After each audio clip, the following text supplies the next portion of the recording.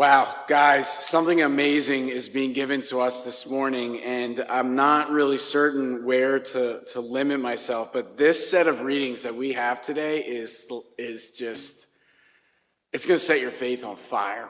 Why do I mean that? So, oh man, okay, here we go. All right, so Isaiah, we're in chapter 25. There's a couple authors in Isaiah because it spans over a couple centuries. This one is probably writing around 700 BC. And then the Psalm comes from David, who's writing in 1000 BC. So there's a 3-century-ish gap between them, okay? And then you have the Gospel, which is beginning of time, right? It's the reset of the calendar, so it's going to be 700 years after Isaiah. Let's workshop this and thread that needle so that we can see what God is doing. Isaiah, which is the most prominent prophet that is read from during the season of Advent, has a lot of themes to them. One of them is that salvation is going to be not just for God's people, but for all people.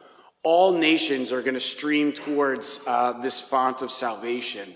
And this image of salvation that is most commonly read at funerals is described this way. It says, "On this mountain, the Lord of hosts will provide for all people." So we have a mountain and we have provisions. And the provisions are going to take the form of a feast of rich food and choice wines, juicy, rich food and pure, choice wines. And so there's a distinction between the food and the wine.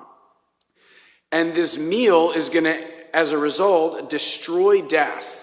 The veil that veils all people, the web that is woven over all the nations, so you get that Isaiah theme there.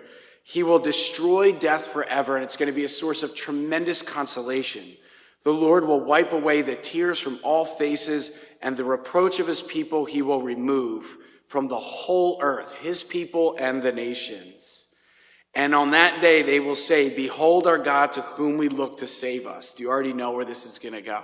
Okay, so prior to Isaiah, by about 3 centuries though, David writes about the consolation of the Lord, who is a shepherd who consoles his people through a spread of a banquet.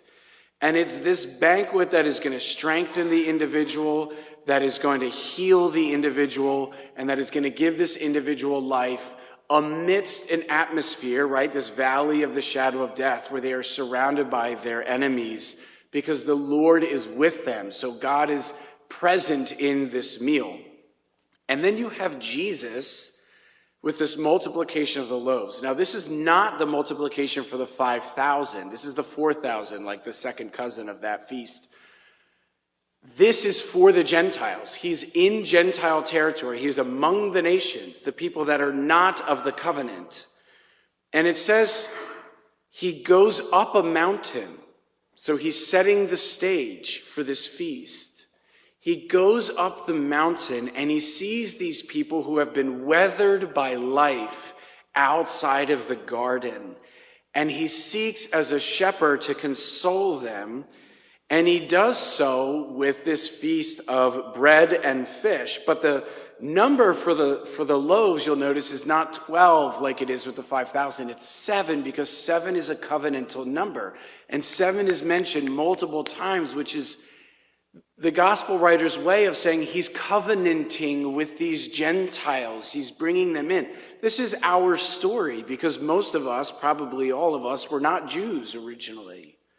So this is us coming in, and we know that this meal is an anticipation of the Eucharist. And it says they all ate and were satisfied. So you have Psalm 23 coming to fruition. You have Isaiah's passage coming to fruition in anticipation of the Eucharist that truly does destroy death, that gives life, that is the presence of God in our midst now as we are weathering the storms of life, so that we make it safely to our harbor, which is ultimately heaven. And it is at this that we will look and say, "Behold the God to whom we look to save us." And the person who really brings all of that together is the centurion on Calvary, who in this Eucharistic scene of our Lord crucified on the cross with his flesh and then the blood pouring out, so the flesh and the blood, he drops to his knees and he says, "Behold the Son of God." You can't make this stuff up. You can't, right? How do you look at this and say it's nonsense? These gospel, they're not smart enough to think about this stuff. We're talking about fishermen, a tax collector.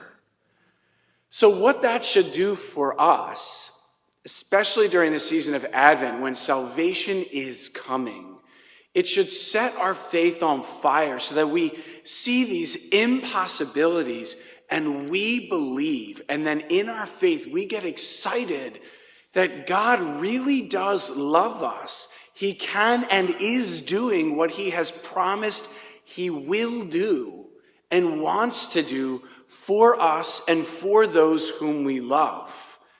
And all we have to do is walk to that mountain and receive that gift